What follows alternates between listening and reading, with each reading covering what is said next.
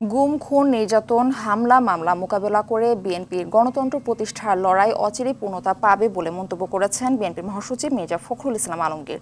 অন্তর্বর্তী সরকার জনগণকে দেয়া প্রতিশ্রুতি দ্রুত বাস্তবায়ন করবে বলেও প্রত্যাশা দলটির। দুপুরে রাজধানীর শেরেবাংলা নগরে শহীদ রাষ্ট্রপতি জিয়াউর রহমানের সমাধিতে দলীয় নেতাকর্মীদের নিয়ে শ্রদ্ধা জানানো শেষে এসব কথা বলেন তিনি। বেগম খালেদা জিয়া শিগগিরই সুস্থ হয়ে দেশে ফিরবেন এবং বিএনপির ভারপ্রাপ্ত চেয়ারম্যান তারেক রহমানও খুব শিগগিরই দেশে ফিরবেন বলেও জানান বিএনপির মহাসচিব। আমাদের দেশনেত্রী বেগম খালেদা জিয়া সুস্থ হয়ে অবিলম্বে আমাদের দেশের মধ্যে ফিরে আসেন, আমাদের নেতা তারেক রহমান তিনি অতি শীঘ্র আমাদের মাঝে ফিরে আসেন এবং আমরা বিগত 15 বছর ধরে যে গণতন্ত্রের জন্য সংগ্রাম করেছি, গণতন্ত্র পুনরুদ্ধারের জন্য সংগ্রাম করেছি, মানুষের ভোটের অধিকারের জন্য সংগ্রাম করেছি, সেই সংগ্রাম যেন প্রতিষ্ঠিত হতে পারে এবং বিশেষ করে অন্তর্বর্তীকালীন সরকার জনগণের কাছে তাদের যে প্রতিশ্রুতি সেই প্রতিশ্রুতি তারা পালন করবেন।